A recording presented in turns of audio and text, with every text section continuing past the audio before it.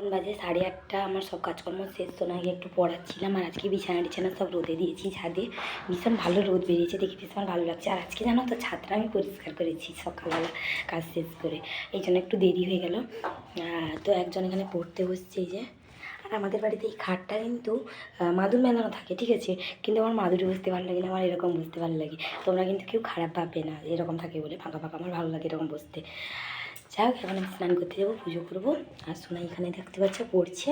Gas নেই তো কি হয়েছে, এই যে এক গাদা জ্বালন আছে, এখান থেকে একটা জ্বালন আমি এখন নিয়ে যাব রান্না করার জন্য।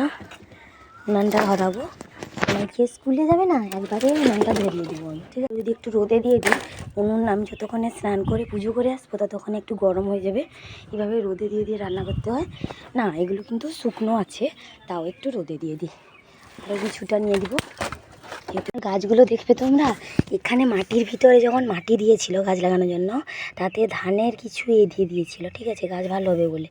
আর এই যে তার ফল বেরিয়েছে, সব ধান গাছ বেরিয়েছে, এই যে ধান গাছ। বাড়িতে আমার ধান গাছ হয়ে গেছে। সব টব এক জায়গায় করেছি, আজকে ছাদটা পরিষ্কার করেছি, বেশ ভালোই লাগছে তো বলো দেখতে। সব বিছানাগুলো রোদে দিয়েছি, আর গাঁথাগুলো, পাতলা গাঁথাগুলো যে গায়ে দেওয়া হয় এগুলো রোদে দিয়েছি। আর কভারগুলো ধুবো।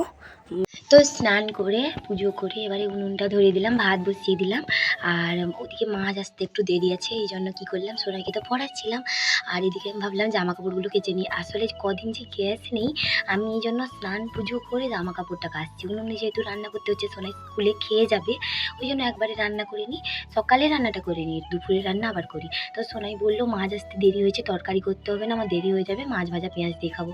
তো খেলো। আর আমি একটু গাজরের হালুয়া বানিয়ে দিলাম, আর একটু আঙ্গুর দিয়ে দিলাম। তো এটাই ছিল সোনাইয়ের টিফিন, আর এটাই ছিল সকালের খাওয়া দাওয়া। তো ভিডিওটা তোমাদের কেমন লাগলো অবশ্যই জানিয়ে। দেখা হচ্ছে নেক্সট ভিডিওতে। টাটা সবাইকে।